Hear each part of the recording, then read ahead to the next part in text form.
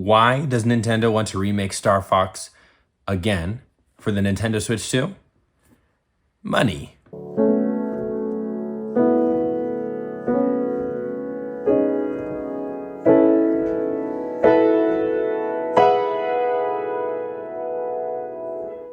Let me dive into those reasons with a bit more nuance, because more often than not, it's not the answer itself that is of interest, but what leads us to there. So Star Fox came out in the Super Famicom, 1993. Then we get Star Fox 64 for the Nintendo 64. Whoops, I brought the wrong cartridge. That was The Legend of Zelda. For the fans of you watching, you might call that a blooper, in fact.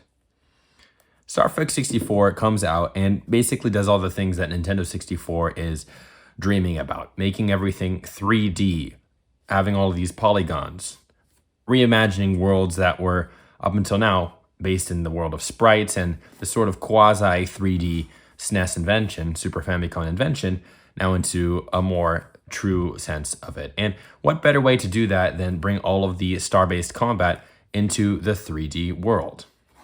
Star Fox 64 goes about that. Now, we have then history with other games, which unfortunately we don't have copies of at this point.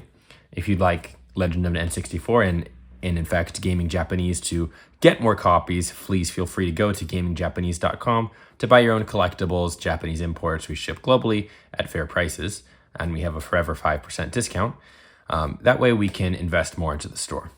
But the point here is that this game was remade as an engine of the Nintendo 64. What I mean by that is, hey, it's not just that we're getting into the Nintendo 64. We have all of these great 3D games. Here's Star Fox now on the Nintendo 64. And then this game, it's not remade again for a while. We venture off into the GameCube era where we have Star Fox Adventures, which is a different genre of game entirely. And then we get Star Fox 64 for the Nintendo 3DS, which is, again, a remake. And, well, is it a remake? Is it a remaster? I told you the reason for that is really up to the company that wants to label it one way or the other, or the fan base that wants to label it one way or the other. But it's made again with the same plot line. You're in the Lilat system. You're defeating Andros. You go through Corneria. You go through the same 3 tiers of paths based on how well or the choices you take in each of the planets. And then they make it again on the Wii U. And then they make it again now on the Switch 2, which released. It's all the buzz. And people are having mixed reactions. Obviously, it's just, well, why would you remake Star Fox again? You know, this is the 5th version of the same game remade yet again. Well, one story I'm hearing is, well, it's not really a remake, more so a remaster, which is why I want to get into this discussion of what is a remake versus a remaster. People may say something like a remake is almost just like porting a game over, maybe updating the graphics a bit, but a remaster is really reinventing it from the ground up, adding in new features and what have you. But the thing is, really, the way you define that is not set in stone. What some may call a remaster, some may call a remake, right? And then you also have the term port, right? Which is just you have the same exact game being able to play onto a different console. Think like The Legend of Zelda Ocarina of Time being able to be played on the Nintendo GameCube when it originally came out on the GameCube. Or this exact version, even more of a direct port onto the Virtual Console on the Wii. And because of that reason, the GameCube technically does change up some elements of Ocarina of Time, i.e.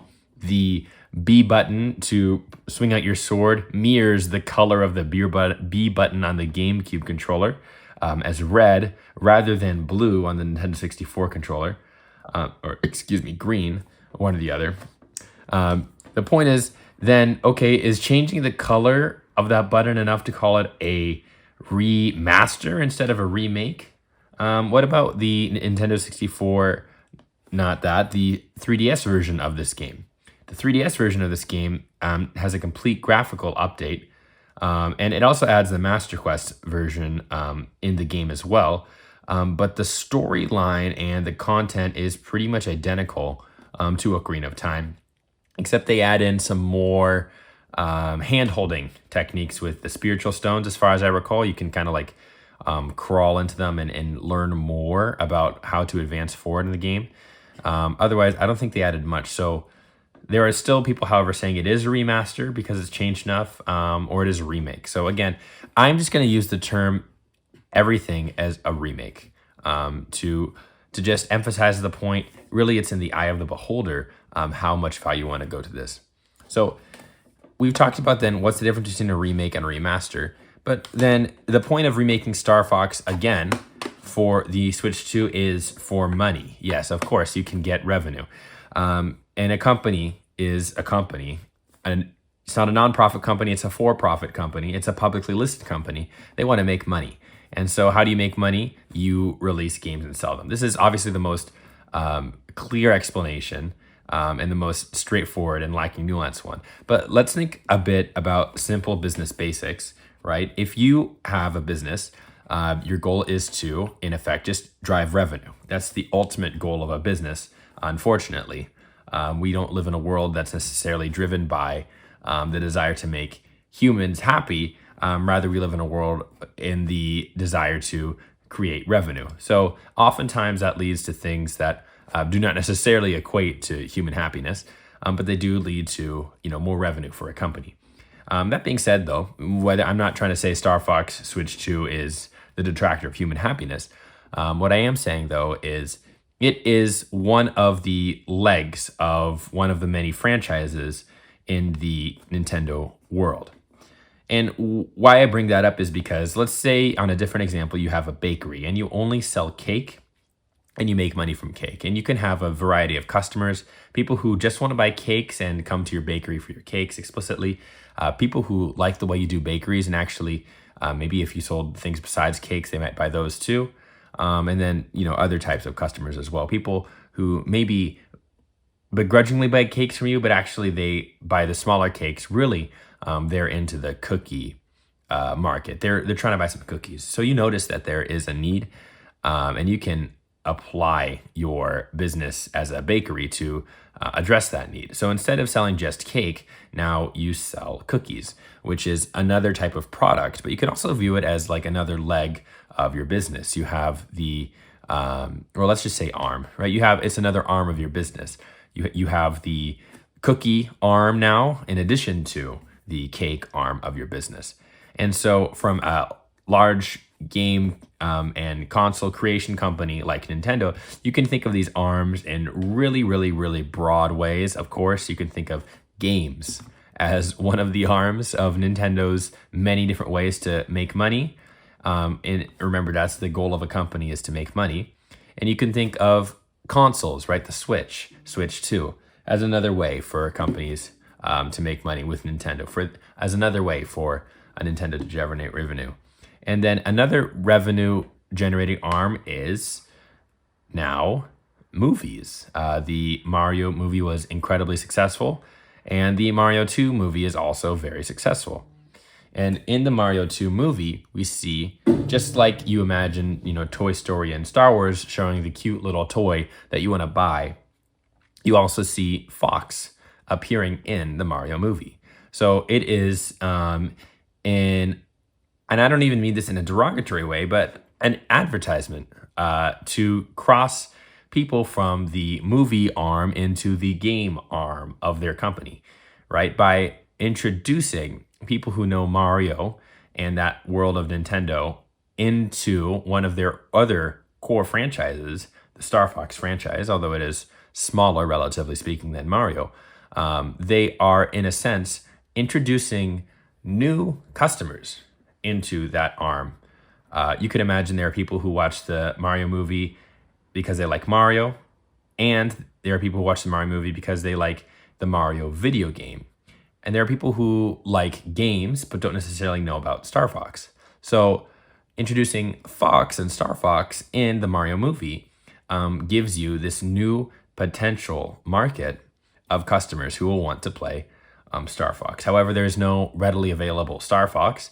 If you're watching Legend of N64, it's likely you're familiar with, old consoles, many different ways to get older games now, and it pains me to say things like, Wii and Wii U era games are old and not accessible anymore, but that's just the way the cookie crumbles, right? They can only produce so many units of consoles and games before they stop, and then you have to go to stores like Gaming Japanese to get the secondhand market.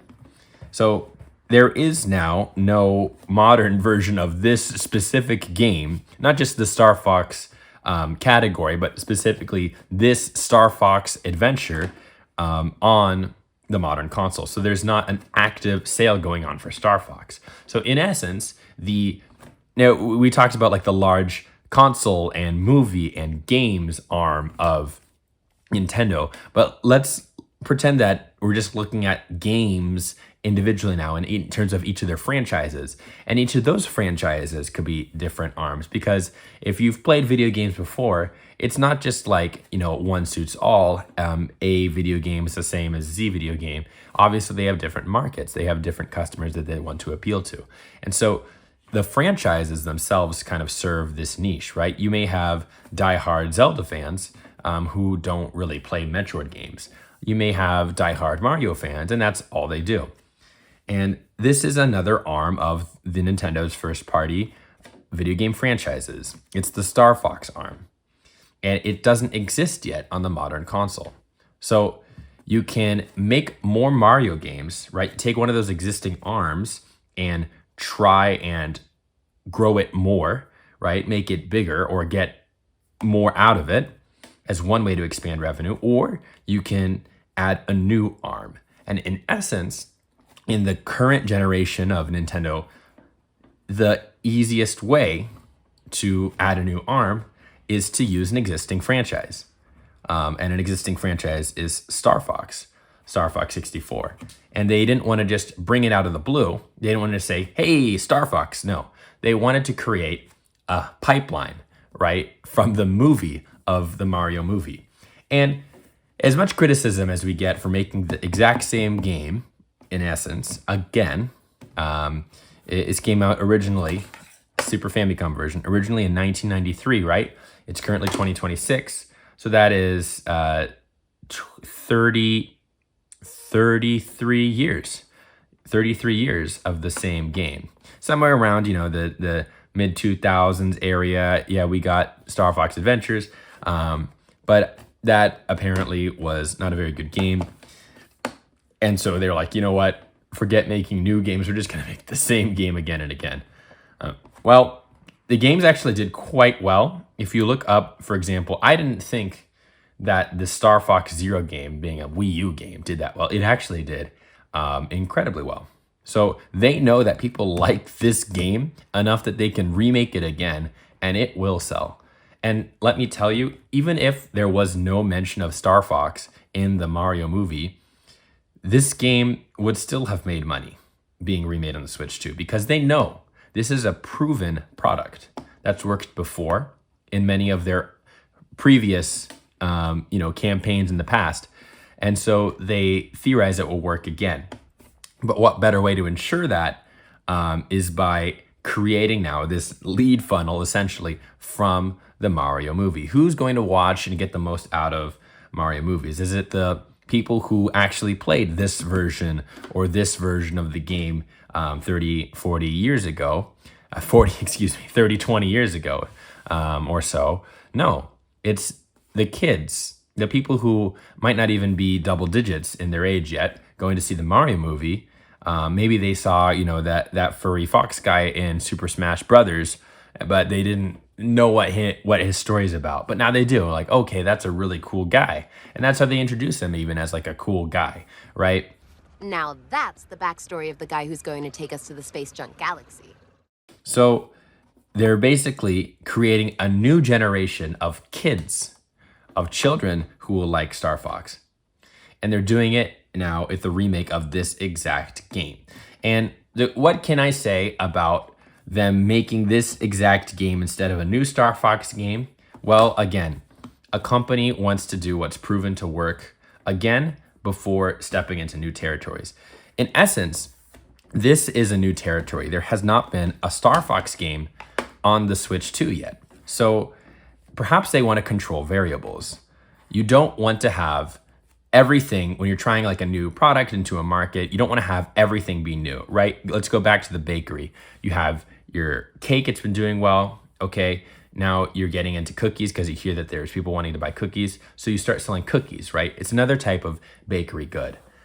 So then you're doing well there. So then you think, okay, maybe I want to try something new.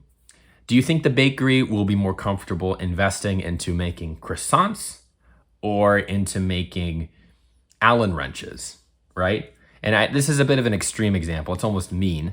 But obviously going for Allen wrenches would be a much harder sell for a bakery than croissants. Croissants are right at home with all of the other products in a bakery, whereas they have no experience selling Allen wrenches up to this point. Obviously, there's some miracle companies like Costco where you can buy, vitamin supplements and hot dogs, and it all makes sense. But for the most part, right, if you have a certain type or a certain proved idea, i.e. bakery goods sell, you don't want to, when you experiment new things, because you do want to add new arms to the way you make money and generate revenue, you don't want to experiment so much that it's a complete failure and waste of time and resources. So Star Fox is proven. This specific Star Fox is proven, but it's still new enough in the fact that, well, we haven't proven Star Fox yet on the Switch 2. What this could mean, however, is that if Star Fox on the Switch 2 does well, which given the investment in the Mario movie, they would want it to, then that opens the door for a proper new Star Fox game. And why I say this with more confidence than I would have in the past, because Star Fox 3DS, for example, came out with context for being specifically for the 3DS, right? Using the camera, which is obviously another feature they're adding in the Switch 2 version, and the Wii U version as well. It just came out to be another version for the Wii U. The Switch 2, it's Nintendo's first introduction of Star Fox as an IP into the Switch 2 era, but it's not unprecedented. It's precedented by the Mario Galaxy movie. So it's a sign to me that Star Fox, now 64, but they're just calling it Star Fox, is the sign that we want to get into Star Fox. This is a new arm we're building into the Switch 2 library. And so we'll go from here. If they only wanted to make this remake and then have it fail, well, they're not doing well for success there. But they have heavily invested into the production value, more so where, if we're going to get into that remake remaster territory, I wouldn't be so bold to say that I think you could confidently call this a remaster as opposed to a remake, but it has graphical updates that are, I think, worthy of being published, and sold digitally for $50. I think it's fair. It looks really good. They are adding content about the ways to play multiplayer, so there is new content there, and there's more information about James, and you got to see a cutscene right about that as well. So they're adding new things. The game is so rich and beautiful looking, and so I think it's a fair gamble on Nintendo's part. And while it's annoying that they don't want to take the full gamble, it's understandable. Just like the bakery is going to maybe tease up into the Allen wrench business before just suddenly departing from bakery goods, Nintendo wants to start their journey into Star Fox with the proven Star Fox before trying something anew. Because when they tried a new Star Fox for the first time in the GameCube era, see where that got them. Star Fox Adventures didn't do as well, right? It received poor acclaims, and it has been a meme of how bad Star Fox Adventure was as a game, with people liking it as a community, obviously, but more on the minority community, right? Being more of like the cult, I wouldn't say cult, but like a cult fan base. So that's why it's to them a proven formula, and it's the perfect way to start, cracking away at those yennies, get those monies for Shiggy's pockets in the future. So we talked about Star Fox. Let's talk now about Ocarina of Time, because one other thing I think that is implied by the Star Fox remake coming out is that this remake then becomes more likely. they're banking on a remake selling with the quality that it brings up, because you can't honestly look at the Switch 2 version of Star Fox and compare it to the most well-known remake before that, the N64 version, and say like, hey, you know, this isn't worth the update, right? Look at some of the, and I feel bad saying this because it was such a great game because of the additions they had for the Wii U version of Wind Waker and Twilight Princess, both HD, right? Both beautiful recreations of some of the greatest GameCube titles, some of Nintendo's greatest games. Obviously, as a Zelda fan, I'll always tease Twilight Princess, but it is a great game. It's one of the many defining epics of the Zelda universe, and Twilight and Wind Waker. And they do look significantly better on the Wii U. But the difference between Star Fox 64, or even Star Fox Zero, the most recent Wii U version of this game, and Star Fox Switch 2 is leagues apart from the difference in these remakes in the past. This is a like I said a second ago, if you're going to make a distinction between remaster and remake, I think that the Star Fox Switch 2, just based on the visuals we've seen, can warrant that distinction well enough. And so Nintendo is making the gamble that we want to remake games to a high level of quality on the Switch 2. The Switch 2 is not just, hey, here's another Switch, whatever. It's the high quality machine. And that's what they want to do then with Ocarina of Time. Because we've been hearing so many whispers in the winds about the Ocarina of Time remake, Star Fox is opening the door for us to say, hey, no, we're comfortable with the idea of a remake. And then expanding on the story as well. In one of my previous videos, I talked about how Zelda games always come out in pairs, right? We have original Zelda, Zelda 2. We had A Link to the Past, Link's Awakening. And then we had Ocarina of Time, Majora's Mask. And so both of these games have a chance to bring up a new sort of spiritual successor or a new sort of sequel in their wake of the remakes. What I mean by that is an interesting naming decision of the Switch 2 version of Star Fox is that it's not Star Fox 64 3D. It's not Star Fox Zero, right? It's not Star Fox 64 Switch 2 or Star Fox Switch Lilat Adventure. It's just called Star Fox. And by them just resetting the palette and saying Star Fox, this opens the opportunity for the next game being created. If there were to be one in the Star Fox world, they have the liberty to take Star Fox subtitle, right? It's kind of like almost, I don't know. We had the idea of the name PlayStation, right? For Sony's first console. And so how simple was it for them just to say PlayStation 2? I mean, yeah, it is naive to say that just the name itself implies anything. I'm not going to bank on that for my bet, on one way or the other. But there is the freedom, the sort of blank canvas there for them to expand on it. And because we like to repeat what works, then perhaps a similar game, but in the Star Fox series, can come from this. And to go back to the Ocarina of Time example, we're hearing more and more news about a potential remake coming on the Switch 2. What that means then is just like Star Fox, if it does successfully on the Switch 2, opens the door for a new Star Fox IP on the Switch 2, finally, then Ocarina of Time performing successfully as a remake on the Switch 2 could open the door to another Ocarina of Time like Zelda. And yes, it always transitions to a Zelda video, I'm sorry. But Ocarina of Time has obviously already had its successors. It's had it in various ways, right? In Majora's Mask, in Twilight Princess, in Wind Waker from a lore sense, right? And in the same way that all of the 3D Zeldas really have borrowed from this game up until the Breath of the Wild kind of era. And because I do think Breath of the Wild, Tears of the Kingdom did take up those successors, right? They're done now, right? We're not going to see a Tears of the Kingdom 2. They've also said that the next Zelda will be open air Zelda. But that doesn't mean it has to be the same format as a Breath of the Wild game. It could just as well be a linear game we know, yet incorporates somehow some of these open elements. right? We don't know what open air means. Man, I love the fact that I actually know Japanese, because I took some people's comments word for it that Nintendo has said the next Zelda game will be an open air Zelda game. This is just misinformation.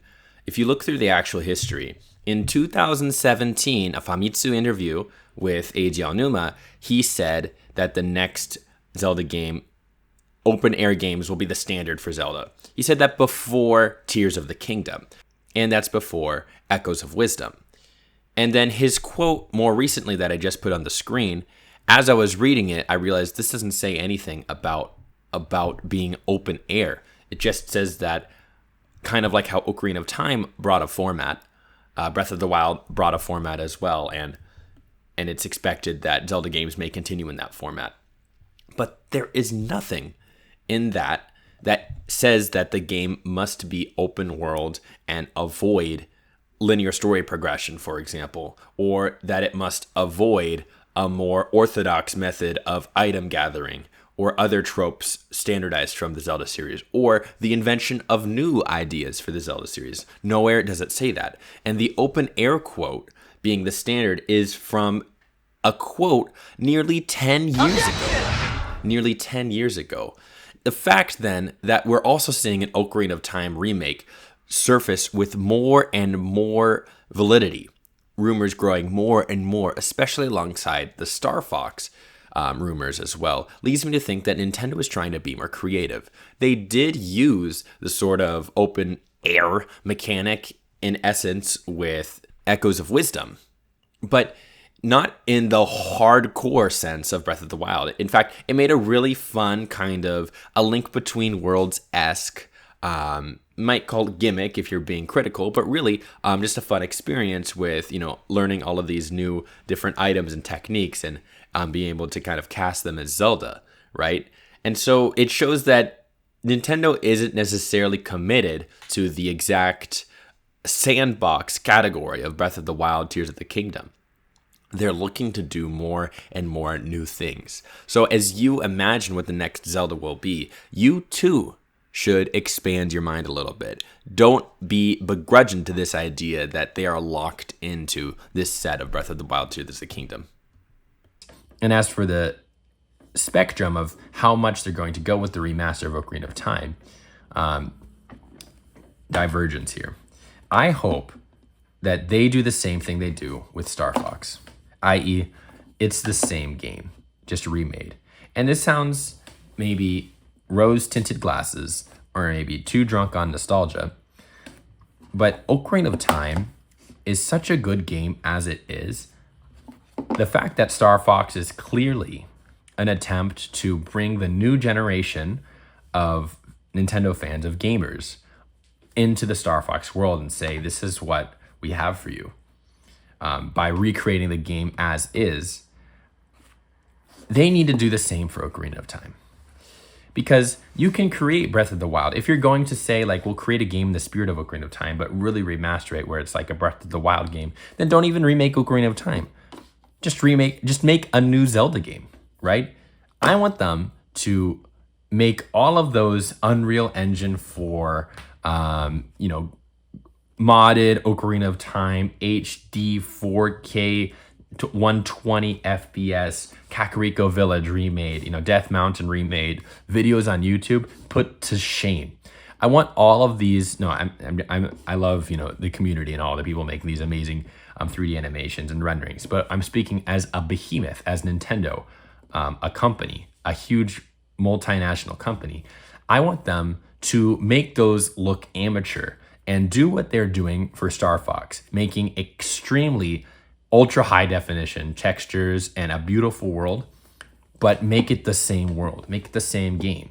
A remaster in the sense that it's going to put life into the world we have now of all of the advanced technology and graphics and effects and the beauty that you can see on a modern console, but still maintain the beauty in the world as it was, the story as it was and had been in 1998 since. You don't need to change it. And then from there, then we can make the new IP, right? And this makes sense from a business perspective. It's all about the money. In the end, it's all about the money. they don't need to spend as many resources to come up with a new plot line, to invent a new IP, to invent a new world. Obviously, they have to recreate everything from scratch. There's not going to be any sort of taking of the Nintendo 64 or even Wii U, frankly, assets and reusing, just touching them up a bit. No. But all of the scoping and the planning and the ideas has been done already. So in a sense, they are making a budget and specifically a financial decision by remaking the game as is. So they are incentivized to put all of their energy into making the textures as amazing as they can be, making the physics as amazing as it can be, the compatibility as amazing as it can be, updating anything else that needs to be brought up into the world as it is today, and also spend no extra needed time on the story, on the writing, on the plot as a whole, because it already exists. It's there for you, right? You don't need to come up with a new script. So it makes sense from a decision where you're trying to, in a world where everything is getting more and more expensive and labor is also getting more and more expensive, you need to, as unfortunate as the term it is, cut costs where you can. Nintendo can do this by just remaking these games as they are, just updating it where the Switch 2 parts come into play. And then from there, then those profits can put energy into these arms of the company that I'm stroking right now, in a platonic manner, to invent then the new Zelda in the vein of Ocarina of Time, the new Star Fox in the vein of whatever it may be. I think that's the path that Nintendo is thinking about when they make these decisions, where you can actually rationalize why they are remaking Star Fox again 33 years later. So that's where it makes sense to me.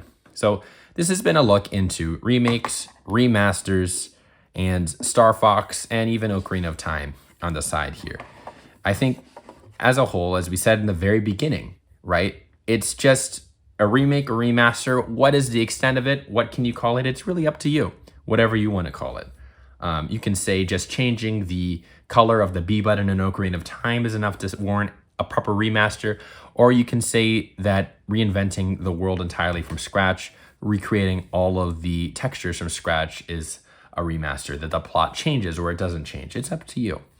But the reason, though, we see this same game not be created again once, twice, or three times, but a fourth time to give us the same world again on the Switch 2 is, yes, it's for money, it's for revenue, but it's because they want that revenue to grow into the Star Fox universe that they are bidding towards. The money and effort put into putting Star Fox into adjacent movies is not coincidental. It's completely intentional. Furthermore, I haven't even mentioned that there is a Zelda movie being made. So of course, they want to remake Ocarina of Time for that as well, in tandem with Star Fox. And of course, they will go from that. They are inventing their core franchises, Mario, Star Fox, Zelda, again for the Switch 2, because they know they are loved and adored by the fans, and they know that their fans' children enjoying the generations of consoles now will be able to have the same experience that their parents had, just in the world of the Switch 2. That's the philosophy and why they're going to remake Star Fox a fourth time. This has been Legend of N64. We run a shop, gamingjapanese.com, where we sell Japanese imports globally. But thank you for watching. We'll put more videos like this if you subscribe, and look out for more.